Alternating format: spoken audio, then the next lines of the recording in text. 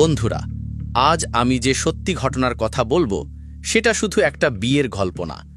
এটা বিশ্বাস, প্রতারণা আর শেষ পর্যন্ত ভয়ানক পরিণতির এক বাস্তব কাহিনী। এক মেয়ে যার ছিল চারটে ডিগ্রি, পরিবারের গর্ব ছিল সে, সব ছেড়ে সে পাড়ি দেয় বিদেশে এক ছেলের জন্য যাকে সে খুব অল্পদিন চিনত।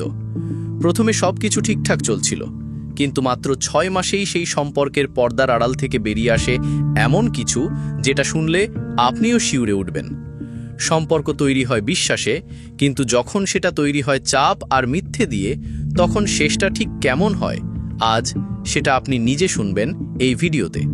বন্ধুরা, আমি আজ যে ঘটনাটি আপনাদের বলবো সেটি হলো বরখা রানী নামের এক তরুণীর জীবনের একটি বাস্তব এবং গভীর ঘটনাকে ঘিরে। গল্পের শুরু পাঞ্জাব রাজ্যের শহীদ ভগৎ সিং জেলা থেকে, যেখানে একটি ছোট শহর আছে নাম নওয়ান শহর। সেখানেই বাস করত বরখা রানী নামে একটি মেয়ে, বয়স ছিল মাত্র 24 বছর। নিজের গ্র্যাজুয়েশন শেষ করার পর সে তথ্য প্রযুক্তি অর্থাৎ আইটি বিভাগে একটি ডিগ্রি অর্জন করে এবং তাছাড়া আরও 3টি ভিন্ন বিষয়ে তার ডিগ্রি ছিল, মানে মোট 4টি ডিগ্রি ছিল তার হাতে। এতেই বোঝা যায় সে কতটা মেধাবী আর শিক্ষিত ছিল। সে ছিল পরিবারের সবার খুব আদরের মেয়ে। সবাই তার উপর অনেক আশা করতেন যে সে ভবিষ্যতে কিছু বড় করবে। তার নিজেরও অনেক স্বপ্ন ছিল, আর সেই স্বপ্ন পূরণ করতে সে নিয়মিত পরিশ্রম করত। বয়সে সে তখন বিয়ের উপযুক্ত হয়ে উঠেছিল, তাই তার মা বাবা তার সম্মতি নিয়েই একটি ম্যাট্রিমোনিয়াল সাইটে তার প্রোফাইল তৈরি করেন। তখন সালটা ছিল 2012। একই সময়ে পাঞ্জাব থেকে হাজার হাজার মাইল দূরে ইংল্যান্ডে বসবাস করত একজন যুবক, নাম তার জসবীর রাম গিন্ডে। বয়স ছিল আনুমানিক 29 বছর। সে একজন ব্যাংকার ছিল আর ভালো একটা বেতন পেত। ইংল্যান্ডে ছিল তার নিজের বাড়ি। যদিও তার বাবা মা পাঞ্জাবেই থাকতেন, জসবীর নিজে ছিল বিদেশে কর্মরত। নিজের পেশাতেও সে ভালো করছিল। কয়েক মাসের মধ্যেই একটা বড় পদোন্নতি পাওয়ার সম্ভাবনা ছিল, যেটা ব্যাংকিং জগতে একটি সম্মানজনক অবস্থান হিসাবে ধরা হয়। তার জীবন ছিল গুছানো আর ধীরে ধীরে উন্নতির পথেই ছিল সে। সেই সময় তার বিয়ের উপযুক্ত বয়স হয়ে গেছে বলে তার বাবা মা প্রায়ই তাকে ফোনে বিয়ের প্রসঙ্গ তুলতেন। অবশেষে 29 বছর বয়সে জসবীর রাজি হয়ে যায় বিয়ে করার সিদ্ধান্ত নিতে। এই খবরে তার মা বাবা খুব খুশি হন এবং সঙ্গে সঙ্গে উপযুক্ত মেয়ে খোঁজার প্রক্রিয়া শুরু করে দেন। আত্মীয় স্বজন, প্রতিবেশী, চেনা পরিচিত সব জায়গাতেই তারা খবর ছড়িয়ে দেন যে তারা একটি ভালো পরিবারের উপযুক্ত মেয়ে খুঁজছেন, যাকে ঘরের বউ করে আনতে পারবেন। 2012 সালের অক্টোবর মাসে জসবীর নিজে ভারত ফিরে আসে পাঞ্জাবে বাবা মার কাছে। সেখানে তাকে মোট 13 থেকে 14 জন মেয়ের সঙ্গে দেখা করানো হয়। পরিবারের পক্ষ থেকেও প্রতিটি মেয়ের পরিবারে যোগাযোগ করা হয়, কিন্তু জসবীর কোনো মেয়েকেই পছন্দ করতে পারছিল না। এতে মা বাবা একটু হতাশ হয়ে পড়েন, কারণ অনেক খোঁজাখুঁজির পরও সন্তোষজনক মেয়ে পাওয়া যাচ্ছিল না। ঠিক তখনই তাদের এক আত্মীয় একটি ম্যাট্রিমোনিয়াল সাইটে থাকা একটি প্রোফাইল দেখান। মেয়েটির নাম ছিল বরখা রানী। প্রোফাইলে লেখা তথ্য পড়ে জসবীরের মা বাবা খুব খুশি হন। সবকিছুই তাদের ভালো লাগে, তাই তারা সেই প্রোফাইল ছেলেকে দেখান এবং জসবীরও দেখে মেয়েটিকে পছন্দ করে ফেলে। এরপর তারা বরখার পরিবারে ফোন করে যোগাযোগ করেন এবং ছেলের সম্পর্কে বিস্তারিত জানান। সে ইংল্যান্ডে কাজ করে, ভালো বেতন পায়, নিজের বাড়ি গাড়ি আছে, এই সব। দুই পরিবারের মধ্যে যখন পরিচয় হয়, তখন কথাবার্তা থেকেই বোঝা যাচ্ছিল এই সম্পর্কটা শুধু সাময়িক নয়, ভবিষ্যতের দিকেও পা বাড়াচ্ছে। একদিন বরখা আর জসবীর একে অপরের সঙ্গে প্রথমবারের মতো দেখা করে। খুব বেশি কথা না হলেও চোখে মুখেই যেন এক অদ্ভুত বোঝাপড়া তৈরি হয়। জসবীর বরখাকে পছন্দ করে এবং প্রস্তাব রাখে সে চায় বরখা তার সঙ্গে ইংল্যান্ডে গিয়ে নতুন জীবন শুরু করুক। বরখাও রাজি হয়, কারণ সে নিজেও পড়াশোনায় মেধাবী, আইটিতে ডিগ্রি ছাড়াও আরও 3টি কোর্সে দক্ষতা অর্জন করেছে। দুই পরিবারই ভেবেছিল ওরা একসঙ্গে গিয়ে নতুন দেশে ভালো চাকরি করবে, সংসার গড়বে। সব মিলিয়ে ভবিষ্যৎটা খুবই উজ্জ্বল। অবশেষে 2013 সালের 28 মার্চ এক জমকালো আয়োজনে দুজনের বিয়ে হয়। অতিথির সংখ্যা ছিল প্রায় 700-এরও বেশি। চারদিক থেকে শুভেচ্ছা আর আশীর্বাদে ভরে ওঠে নতুন দম্পতির পথ চলা। বিয়ের পর ইংল্যান্ড ফেরার পালা। যেহেতু জসবীর আগে থেকেই ওখানে চাকরি করত, তাই ওর তেমন সমস্যা হয়নি। কিন্তু বরখার ওটাই প্রথম ইংল্যান্ড যাত্রা হতে চলেছে। জসবীর ছুটি নিয়ে ভারতে এসেছিল, তাই নির্দিষ্ট সময়ের আগেই তাকে আবার ইংল্যান্ডে ফিরে যেতে হয়। আর বরখা তখনও যেতে পারল না, কারণ তার ভিসা তখনও তৈরি হয়নি। একা পড়ে যায় বরখা, প্রতিদিন স্বামীর জন্য অপেক্ষা করে, দিন যেন কাটেই না। অবশেষে কয়েক মাস পর এসে পড়ে সেই কাঙ্ক্ষিত ভিসা। বুক ভরা আশা আর স্বপ্ন নিয়ে 10 আগস্ট 2013 সে ইংল্যান্ড পাড়ি দেয় স্বামীর কাছে। তাদের বাড়ি ছিল ওয়েস্ট মিডল্যান্ডস অঞ্চলে, যার কাছাকাছি ছিল একটি শ্মশান ঘাট। আশেপাশে যারা থাকতেন তারা জানতেন, যখনই কারো দেহ সেখানে দাহ করা হতো, এক বিশেষ ধরনের গন্ধ বাতাসে মিশে যেত। প্রথম দিকে অস্বস্তি হলেও এলাকার মানুষজন সে গন্ধের সঙ্গে অভ্যস্ত হয়ে গিয়েছিল। বরখা তার নিজের দেশ থেকে হাজার হাজার মাইল দূরে একদম অপরিচিত পরিবেশে এসে পড়ে। পাশে নেই কোনো আত্মীয়স্বজন, নেই কোনো বন্ধু, শুধু জসবীর ছাড়া কেউ না।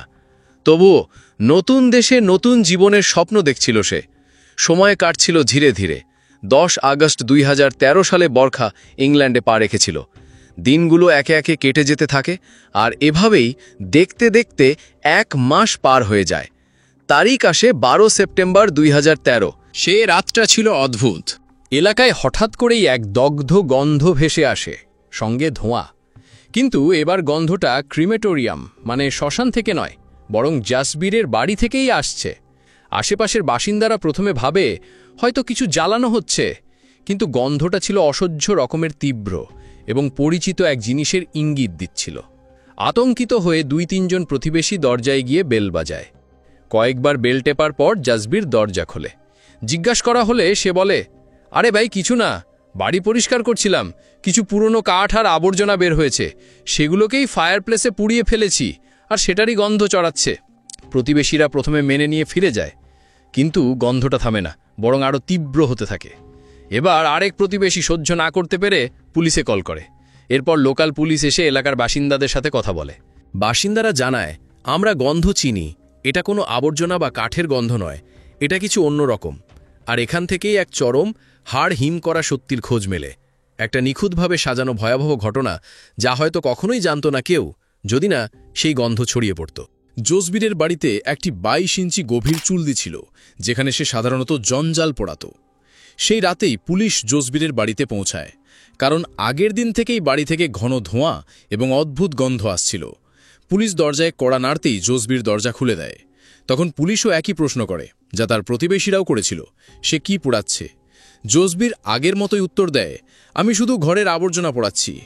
সে পুলিশকে সেই চুল্লি দেখায়, যেখানে তখনও আগুন জ্বলছিল। রাত অনেক হয়ে যাওয়ায় পুলিশ তেমন কিছু সন্দেহ না করেই একটু দেখে নেয় এবং চলে যায়। কিন্তু সেদিন রাতেই জসবীর নিজেই স্থানীয় পুলিশ স্টেশনে যায় এবং তার স্ত্রী বরখার নামে একটি নিখোঁজ ডায়েরি করে। জসবীর পুলিশের সামনে বলে, আমার স্ত্রী আমাকে ঠকিয়েছে, ও আমার সঙ্গে শুধু ইংল্যান্ডে আসার জন্য বিয়ে করেছিল, আমার সঙ্গে থাকার কোনো ইচ্ছাই ছিল না। আজও আমার সঙ্গে অকারণে ঝগড়া করে বাড়ি ছেড়ে চলে গেছে, এখন পর্যন্ত ফেরেনি, ফোনও ধরছে না। কিছু একটা করেন, ওকে খুঁজে বার করুন। নিখোঁজ রিপোর্ট লিখিয়ে জসবীর বাড়ি ফিরে এসে ঘুমিয়ে পড়ে। ততক্ষণে ধোঁয়ার গন্ধও শেষ হয়ে গেছে। প্রতিবেশীরাও তখন ঘুমিয়ে পড়ে।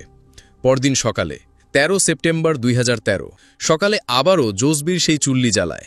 আবারও আগুন থেকে ধোঁয়া এবং তার সঙ্গে ভয়ঙ্কর এক ধরনের পোড়া মাংসের গন্ধ বের হতে থাকে। আশেপাশের লোকেরা এই গন্ধে অস্বস্তিতে পড়ে এবং আগের রাতের মতো আবার পুলিশে ফোন করে। পুলিশ ফের আসে জসবীরের বাড়িতে। দরজায় কড়া নাড়লে জসবীর দরজা খুলে দেয়। পুলিশ সরাসরি জিজ্ঞেস করে, আপনি কি পোড়াচ্ছেন? এই গন্ধে আপনার প্রতিবেশীরা সমস্যায় পড়েছেন। গত রাতেও সমস্যা হচ্ছিল, আজকেও হচ্ছে, আমাদের দেখান তো ঠিক কোথায় আপনি এসব পোড়াচ্ছেন। জসবীর কোনো রকম সন্দেহ ছাড়াই পুলিশদের তার গার্ডেনে নিয়ে যায়। পুলিশ পুরো গার্ডেন খুঁজে দেখে, কিন্তু কোনো অস্বাভাবিক কিছু খুঁজে পায় না। তবে তারা একটা ভুল করে বসে, তারা চুল্লির ভেতরটাই দেখেনি, যেখান থেকে ধোঁয়া ও গন্ধ আসছিল। সবকিছু দেখার পর পুলিশ ফিরে যাচ্ছিল। ঠিক তখনই পুলিশের একজন মহিলা অফিসার হঠাৎ সেই জ্বলন্ত চুল্লির ঢাকনা খুলে ফেলেন। ঢাকনার ধাতব শব্দে বাকিরাও চুল্লির দিকে ফিরে তাকায়। মহিলা অফিসার চুল্লির ভেতরে দেখেই চমকে ওঠেন। সঙ্গে সঙ্গে তার সিনিয়রদের ডাকেন। সকলে মিলে চুল্লির ভেতরে উকি দিয়ে দেখে সেখানে একটি পোড়া মানুষের কঙ্কাল পড়ে আছে। শরীরের অধিকাংশ অংশ প্রায় কয়লায় পরিণত হয়েছে, শুধু খুলি অংশটুকু অক্ষত ছিল। সঙ্গে সঙ্গে জসবীরকে পুলিশ ঘিরে ফেলে এবং গ্রেপ্তার করে।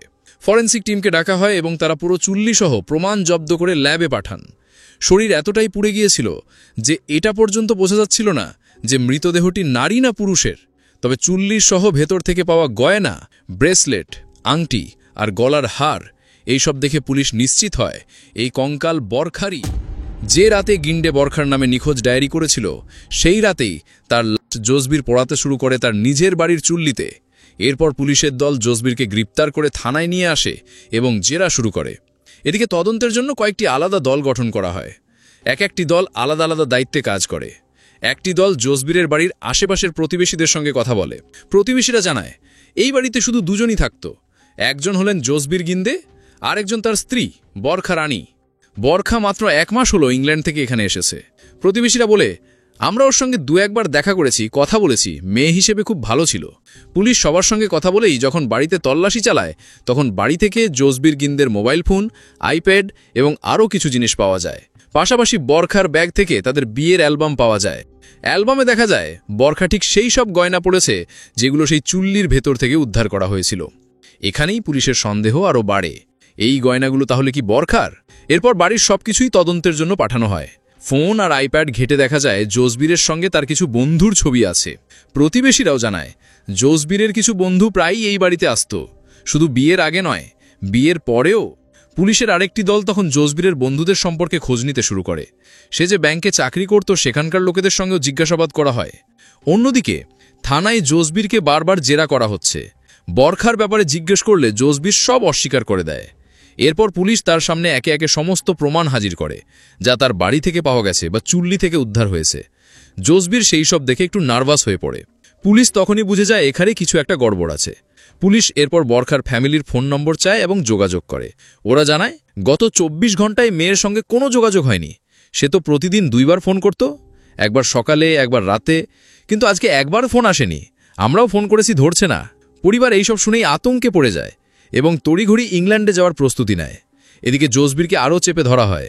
সে বারবার মিথ্যে গল্প বানাচ্ছিল।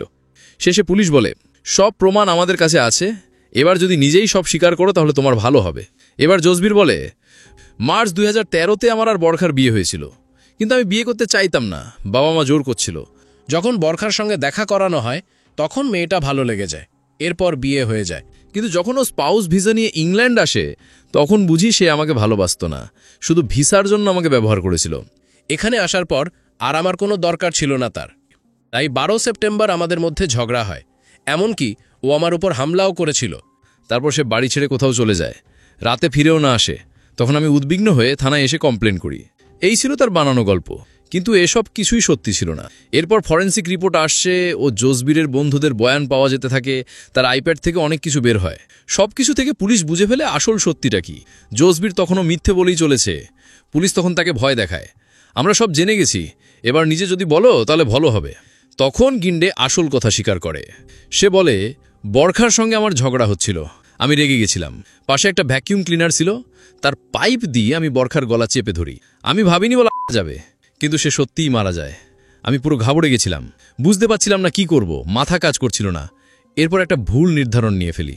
বরখারিনী থর দেহটা আমি শোবার ঘর থেকে বের করে ধীরে ধীরে সিঁড়ি বেয়ে নামিয়ে বাড়ির পেছনের বাগানে নিয়ে যাই।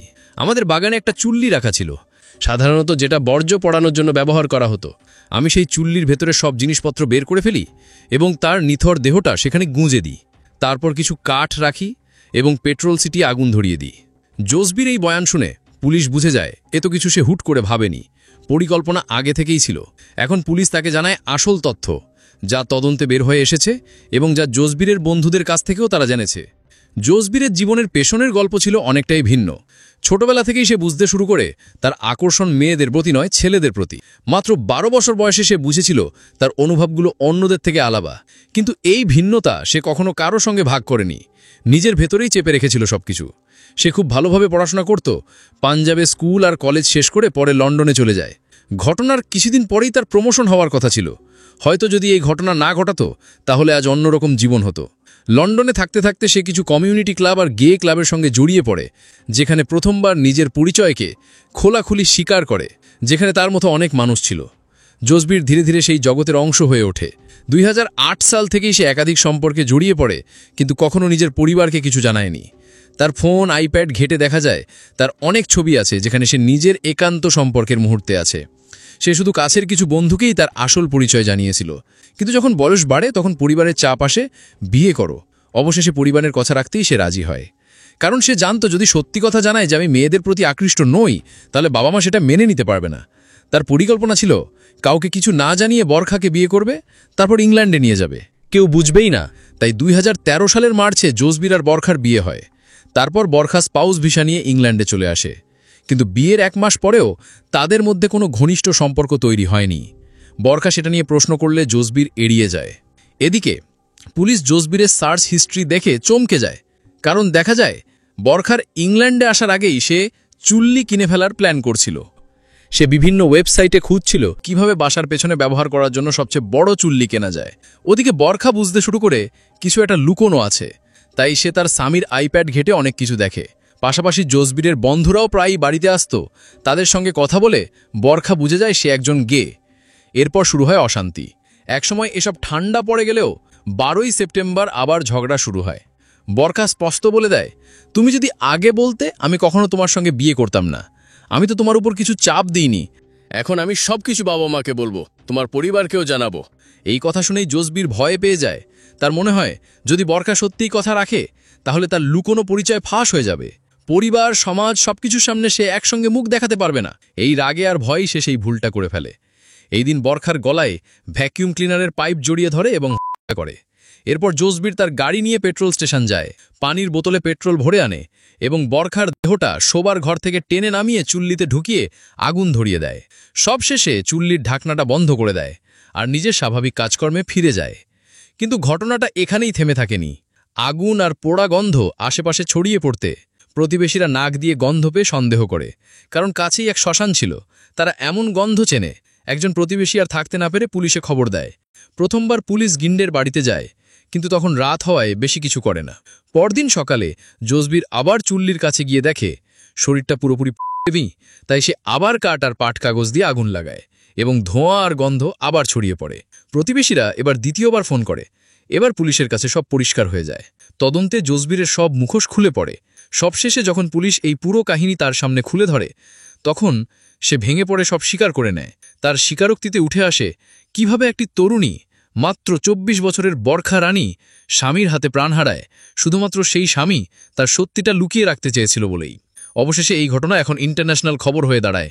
মিডিয়াতে ব্যাপক চর্চা শুরু হয়, আর সেখান থেকেই বরখার মৃত্যুর আসল কারণ পুরো বিশ্বের সামনে প্রকাশ পায়। জোসবির নিজেও শেষে নিজের দোষ স্বীকার করে ফেলে।